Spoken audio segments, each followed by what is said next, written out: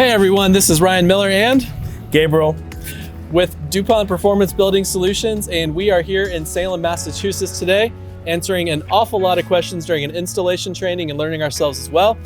One of the questions that we get asked the most about ArmorWall fire-rated structural insulated sheathing is, what type of projects have we done? What types of buildings have we been on? This one is a renovation of an existing affordable housing complex going now with ArmorWall. Gabriel, tell us about it. Yeah, so we're here at Salem Heights, and it's a pretty cool project where we still have living tenants. They go out throughout the day while we are building the construction, but in one day we were able to go through the whole demolition, as you can see, and then we leave the building all the way up to the bare studs. And after that, all we have to do is just put the ArmorWall on top of it and seal it, and job done. So within a day, we can do the full demolition, put ArmorWall, seal it, and your whole exterior wall is almost completely finished and ready for the cladding.